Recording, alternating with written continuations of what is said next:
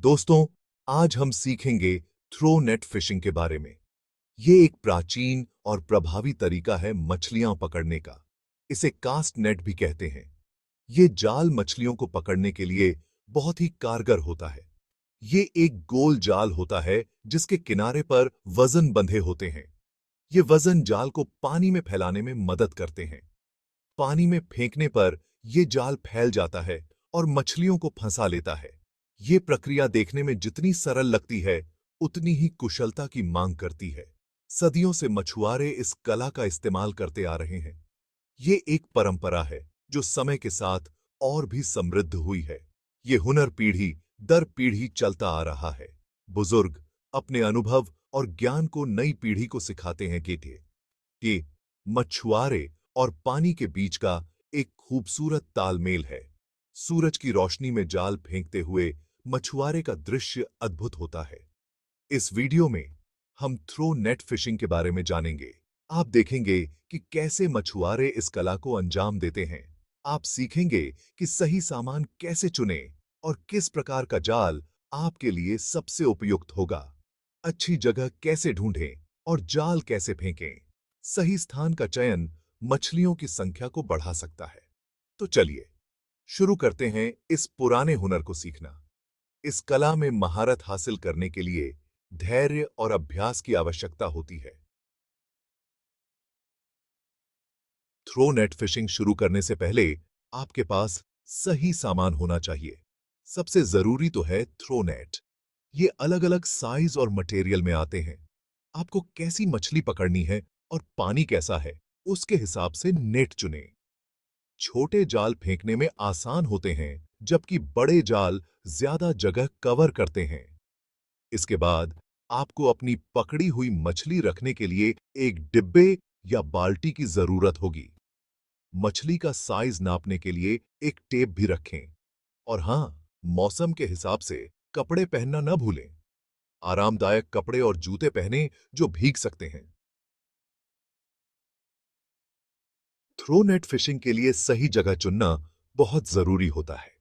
सही जगह का चुनाव करने से आपकी सफलता की संभावना बढ़ जाती है और आप अधिक मछलियां पकड़ सकते हैं। ऐसी जगहों की तलाश करें जहां मछलियां ज्यादा होती हैं। पानी में मछलियों की संख्या देखकर आप अंदाजा लगा सकते हैं कि कहां जाल फेंकना है। घास, पत्थरों या गिरे हुए पेड़ों के पास छिछले पानी में मछलियां अक्सर छिपती हैं और खाना ढूंढती हैं। ये जगहें मछलियों के छिपने और भोजन की तलाश के लिए आदर्श होती हैं। पानी में मछली की एक्टिविटीज पर ध्यान दें।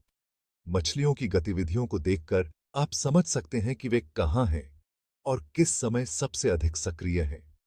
देखें कि कहीं पानी में लहरें तो नहीं उठ रही हैं, छपछपाट तो नहीं हो रही है या मछली कूद तो नहीं रही है। ये संकेत बताते हैं कि वहां मछलियां मौजूद हैं। ये सब संकेत हैं कि वहां मछलियां हैं। इन संकेतों को पहचानकर आप सही जगह पर जाल फेंक सकते हैं। सुबह सुबह और शाम के समय मछली पकड़ने का सबसे अच्छा समय होता है। इस समय मछलियां भोजन की तलाश में होती हैं और अधिक सक्रिय रहती हैं।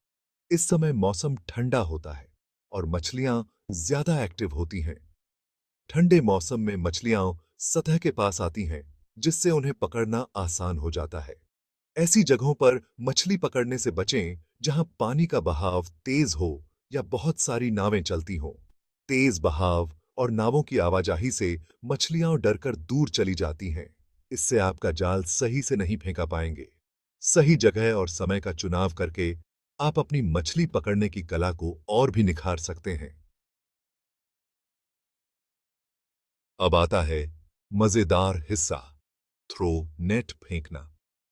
यह एक कला है जिसमें धैर्य और अभ्यास की जरूरत होती है।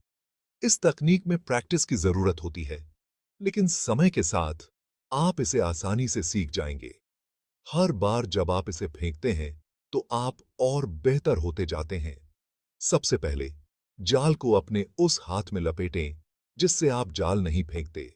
यह सुनिश्चित करें कि जाल उलझे नहीं। सीसे वाली रस्सी के एक हिस्से को अपने दांतों से पकड़ें। यह कदम महत्वपूर्ण है ताकि जाल सही तरीके से फैले। फिर जाल को आगे पीछे घुमाएं ताकि उसमें गति आ जाए। यह गति जाल को फैलाने में मदद करती है। घुमाते समय जाल को एक ही बार में फेंक दें और ध्यान रखें कि वो गोल आकार में फैले।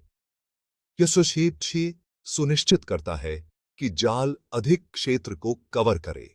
पानी में गिरते ही जाल एकदम गोल बन जाना चाहिए। यह मछलियों को फंसाने के लिए सबसे अच्छा तरीका है। जब जाल पानी के नीचे पहुंच जाए तो उसे धीरे धीरे खींचे और किनारों को इकट्ठा करें। यह कदम मछलियों को जाल में फंसाने के लिए महत्वपूर्ण है। जाल को पानी से बाहर निकालें, सारी मछलियां उसमें फंस जाएंगी। यह एक संतोषजनक अनुभव है जब आप अपनी मेहनत का फल देखते हैं।